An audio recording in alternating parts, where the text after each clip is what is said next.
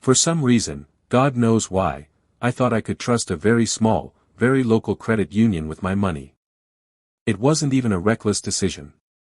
That's the part that still bothers me when I think back on it. I didn't wake up one day and decide to gamble my savings on some fly-by-night operation. I didn't scroll through a list of institutions and close my eyes and point. I did what you're supposed to do. I researched. I compared fee structures and interest rates. I read the fine print on 2 different accounts before I settled on this one. The place had been there forever. Literally forever.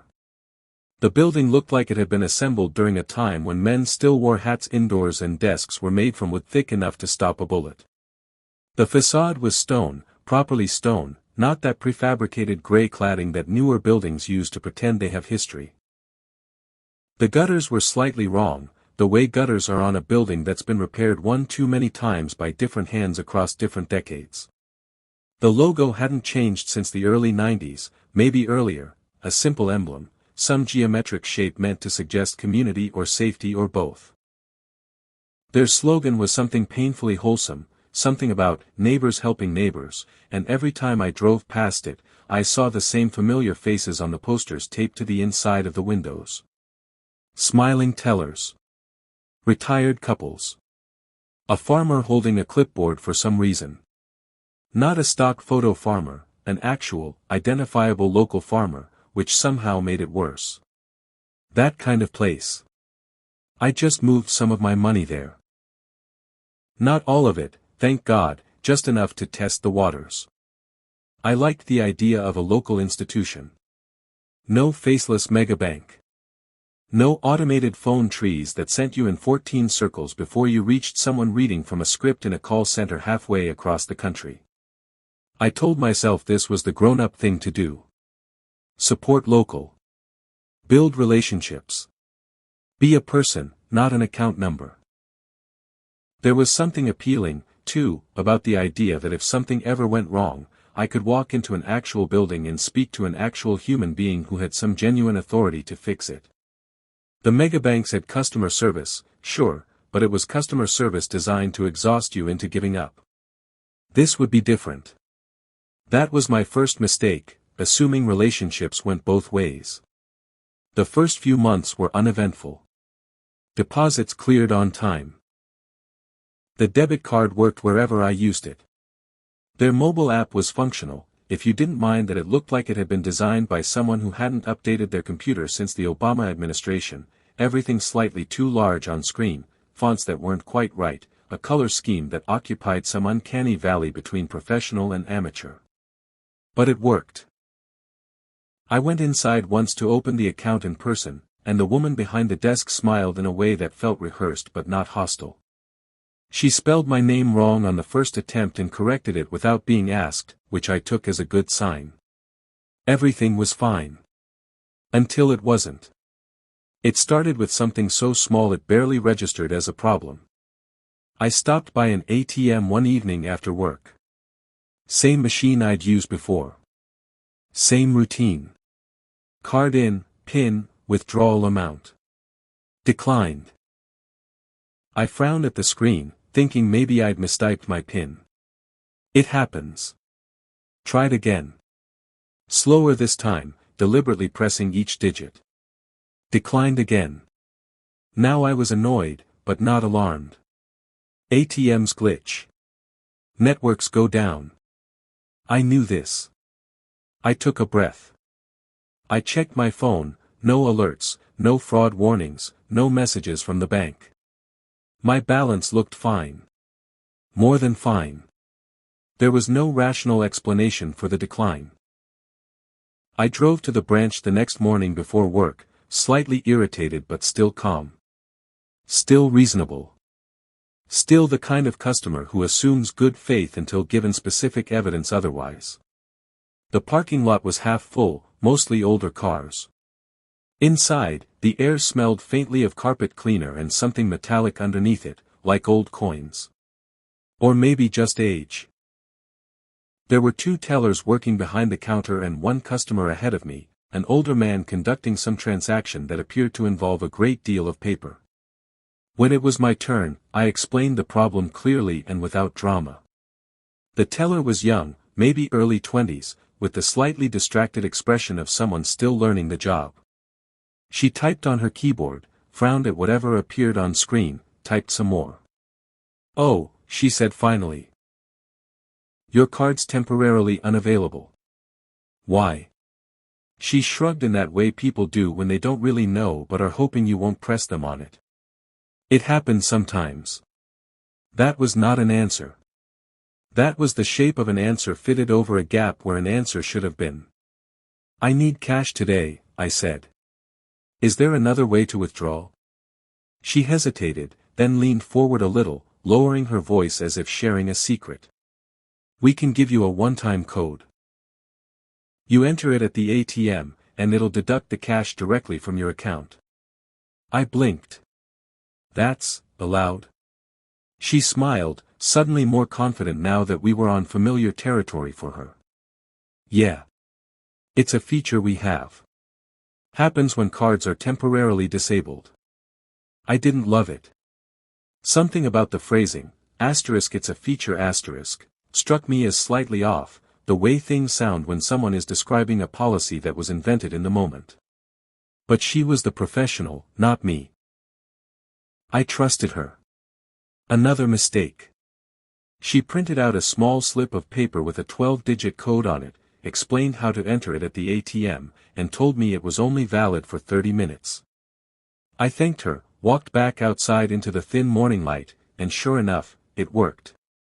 The ATM dispensed the cash without complaint. The receipt showed the correct deduction from my account. End of story, right? Not even close. A few days later, I opened my banking app while waiting for something to heat up in the microwave, and I noticed something odd. My balance looked wrong. Not wildly wrong, not the kind of wrong that makes your stomach drop, just slightly wrong. Off by an amount that made me second-guess myself. At first, I thought maybe I'd misremembered a recent expense. I do that.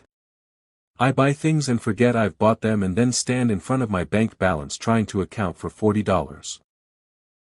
I checked my transaction history. Everything looked normal. All the right debits in all the right amounts. Then, the next day, my balance corrected itself. It was the figure I'd expected. Then the following morning, it was wrong again. Over the next week, it fluctuated in small, inconsistent ways. A deposit would show up 12 hours late. A withdrawal would appear twice in the history and then one copy would vanish. Nothing catastrophic. Nothing that put me into overdraft or showed a zero balance. Just enough to make me uneasy, the same way you feel uneasy when something in a room is slightly out of place but you can't immediately identify what it is. I called customer support. After 15 minutes of hold music, something meant to be soothing that achieved the opposite, someone finally picked up. I explained what I was seeing as clearly as I could.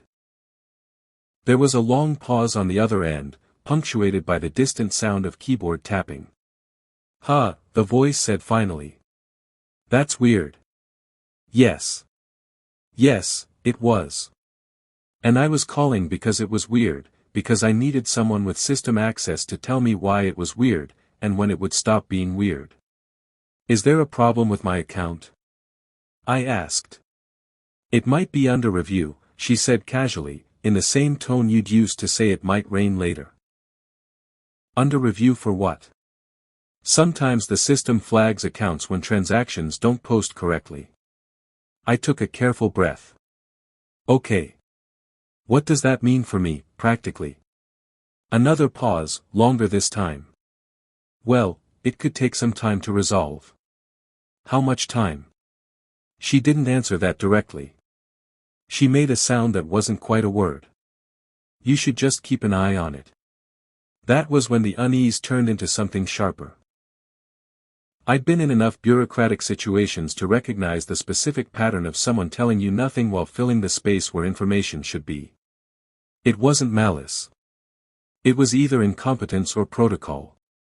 Either way, the effect was the same. I hung up knowing nothing more than when I'd called. A few days later, my card still didn't work. The one-time code feature the young teller had described was suddenly unavailable. When I tried to initiate a transfer out through the app, I got an error message, vague, lacking any reference number, offering no guidance. When I tried to find the error code online to diagnose it myself, I found nothing. It was as if the message had been written specifically to resist investigation. I went back to the branch. This time, the atmosphere felt different in a way I couldn't have articulated precisely but felt distinctly. The smiles were thinner. The conversations quieter. There was a quality to the room, like everyone knew something that wasn't being said. When I explained at the counter that I couldn't access my funds at all, not through the app, not through the card, not through the ATM, the teller excused herself and disappeared through a door into the back offices for a long time. Long enough that I checked my watch twice. When she returned, she didn't meet my eyes. "Your account is under review," she said. "I know that," I replied. "I've been told that several times now. What I'm asking is what it actually means, concretely, for my ability to access my own money." "It means we can't release funds right now." "Why not?" She shifted her weight, clearly uncomfortable in a way that might have triggered sympathy if I hadn't already been standing at this counter for 20 minutes. "It's policy." That word. Policy, the universal shield. The impenetrable wall. The sentence that ends all sentences while explaining nothing. "How long will this review take?" "I don't have a timeline." "Who does?" "Is there a manager I can speak to? Someone who can access my file and give me a specific answer?" She glanced sideways at another teller, a quick look that communicated something I couldn't read. "I'll leave a message for the account manager. He'll call you." "How long will that take?" "He's in tomorrow." "Tomorrow?" I looked at her. "You're telling me the earliest I can get an answer is tomorrow?" She finally looked up, and there was a flash of something across her face, not quite irritation, not quite defensiveness. "Sir, there's no need to get upset."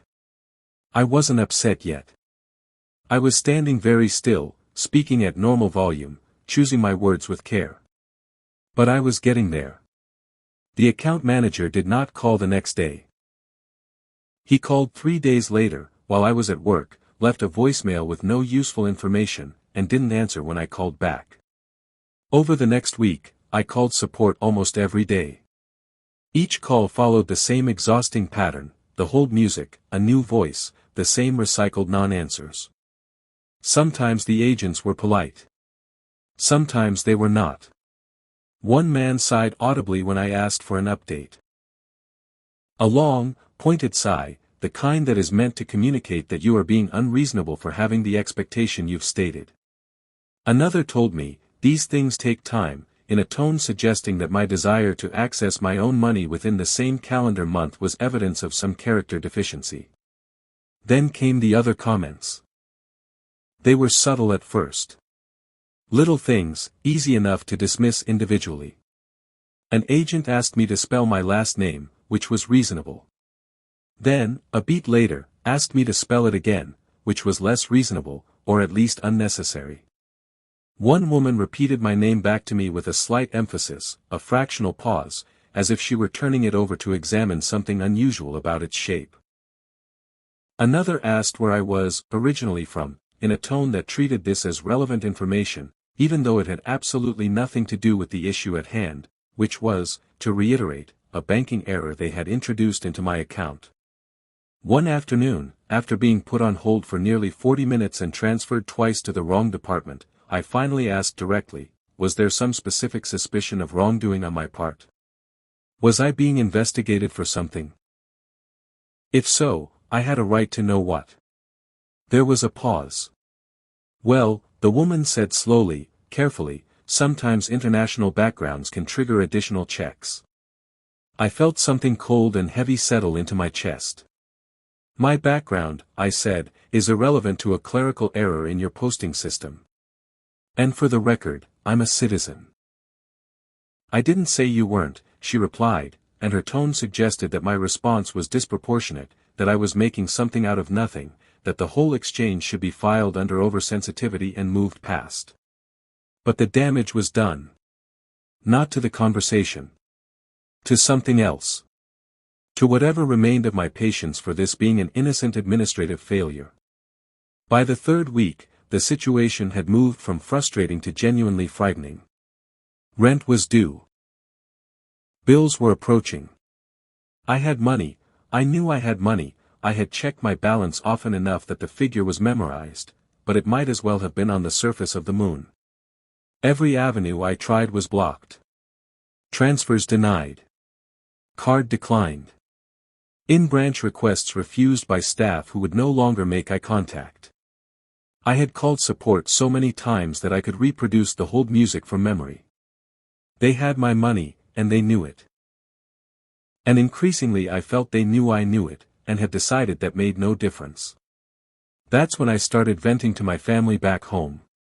We have a group chat that functions less like a communication tool and more like a small contained chaos system, loud and chaotic, full of half-finished thoughts, voice messages sent at 3 a.m. by cousins in different time zones, arguments about things that happened years ago, photographs of food. I typed out the whole situation, probably more angrily than I meant to. More fragmented.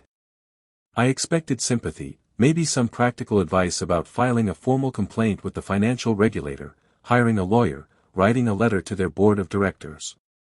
Instead, my younger cousin sent a laughing emoji. Then another message. Why don't you just embarrass them? I stared at the screen for a moment. What do you mean? I typed back. A few seconds passed. He was a fast typist but liked to make you wait, and then his reply came through, long and enthusiastic in the way he always was when he'd thought of something he considered clever. He told me about some service he'd come across months earlier, almost by accident, while researching something else. A site where you could pay small amounts to have content distributed across social media platforms. Comments, reviews, complaints. Real-looking accounts, or at least convincing ones. He said it was mostly used by marketers trying to manufacture buzz and political operatives trying to manufacture outrage, but the underlying mechanism was simple and available to anyone with a few dollars and an internet connection. Noise. Lots of it. They care about reputation more than customers, he wrote. Make them look bad and they'll move fast.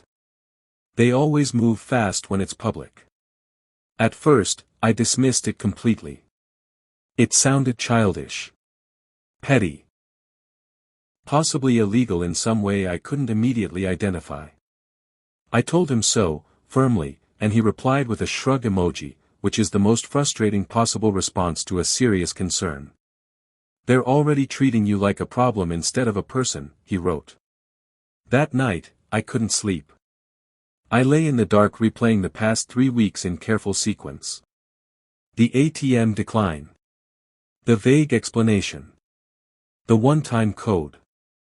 The fluctuating balance. The 15-minute hold times and the new voice every call and the studied avoidance of any direct answer. The size. The comments about my name. The remark about international backgrounds delivered in that soft, plausibly deniable way, not quite an accusation, not quite nothing either, hovering in the exact register designed to be impossible to formally complain about. The tellers who wouldn't look at me. The account manager who called once, left nothing useful, and disappeared. I thought about the money sitting in that account right now. Not an abstract amount. A real amount, attached to real obligations I had made to real people. I thought about what it meant that I had no path forward. I had followed every procedure.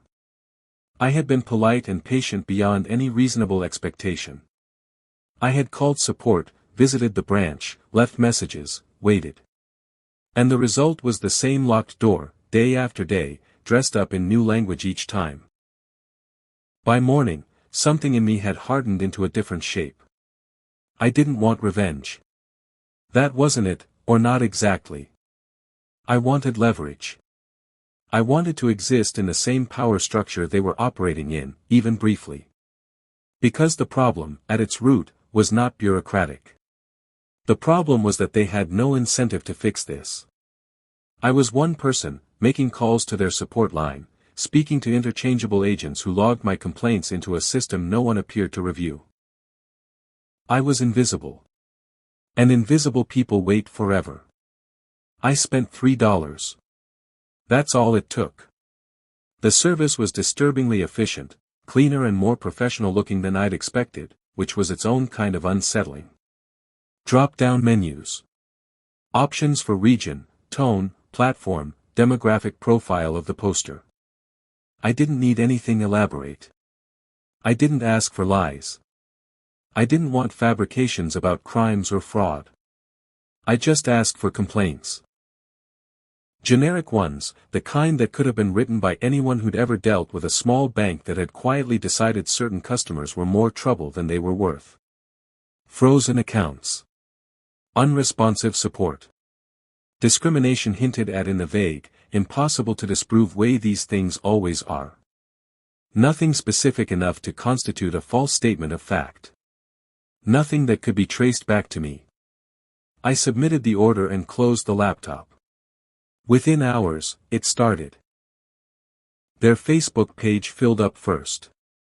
Comments appearing under their cheerful posts about community events and local sponsorships. Then Google reviews, the ones that show up immediately in search results. Then a scatter across other platforms. Comment after comment, each one echoing the same themes I'd been living with for 3 weeks. Locked funds. Rude staff. Concerns about how customers with certain kinds of names were treated. Nothing provably false. Everything recognizably true to my experience. I watched it unfold with a strange mixture of satisfaction and dread that I couldn't entirely separate. The satisfaction was obvious. The dread was more complicated, a recognition that I had done something I couldn't undo, that I had introduced something into the world that now existed independently of my intentions. By midday, my phone rang. The number was unfamiliar, but local. Hello. I answered. Is this? And he said my name, correctly, without hesitation. Yes. This is the call center manager from your credit union. He paused a moment. I'm calling personally. His tone was completely different from anyone I'd spoken to before. There was no rehearsed script, no careful distance. He sounded like someone who had been handed a problem and had decided to treat it as a problem worth solving. I understand you've been having some issues with your account, he said. Issues. That was one word for it. I'm calling to personally apologize for the frustration you've experienced, he continued. We've reviewed your case, and it appears there was an internal accounting error that delayed some postings. That error created a flag in our review system, which then held your account. I waited. It should never have gone this long without resolution. That's on us. I almost laughed. Not bitterly. Just at the clarity of it, suddenly, after 3 weeks of deliberate fog. An internal accounting error. A flag in the system. 3 sentences to explain what 3 weeks of calls had failed to extract. We'd like to resolve this immediately, he went on. If you'd prefer to close your account and move your funds elsewhere, we can initiate a full transfer of your balance to another institution today. We can also issue a $50 credit as compensation for the inconvenience. I said nothing for a moment.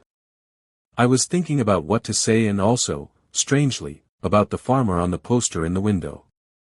The one holding the clipboard. Is that acceptable? He asked. Yes, I said. That's acceptable. We wrapped up the call efficiently after that. No accusations from me. No questions from him. Just logistics. The name of my other bank. A confirmation number. An expected transfer timeframe. He never mentioned the sudden flood of social media complaints. I never mentioned anything either. We both understood the shape of what had happened without needing to name it. There was no proof. No trail. Just a problem that had appeared and then disappeared with the kind of speed that problems only achieve when the right person has sufficient motivation. The unspoken agreement held perfectly. The call lasted 11 minutes. By the end of the day, my money was moving. Problem solved. A few days later, out of curiosity and something I couldn't quite name, nostalgia, maybe, or morbid interest, I checked their social media pages. The comments were still there. I'd forgotten about that part. The service didn't offer a recall function. The posts had been made by accounts I didn't control, through a mechanism I didn't fully understand, and they had taken root the way things do online. Dozens of them. Maybe more. People had responded to some of them. A few had generated their own small threads. The credit union had replied to a handful with the same corporate apologetic language that banks use when they want to appear responsive without admitting anything. And underneath those replies, more comments. From actual customers, now. Real people, apparently, who had found the page and recognized something familiar in the complaints. I closed the app. I'd told the service to post the complaints. I had not told them to stop. It had not occurred to me at the time that stopping might be a thing I'd want. I had thought of the whole exercise as a switch: turn on pressure, receive result, turn off pressure. But there was no off switch. I'd sent something into the world that now moved according to its own logic, amplified by real grievances I hadn't planted, circulating through a system I'd only partially understood. I couldn't fix it. I didn't try. I told myself it wasn't my responsibility. They had created the conditions, I'd simply changed the pressure, but I knew that was the kind of reasoning you use when you don't want to think too carefully about what you've done. I moved my money. I paid my rent. I didn't open a local account again for a long time. The farmer on the poster was probably still there, holding his clipboard, smiling at the parking lot. That was someone else's problem now. All of it was.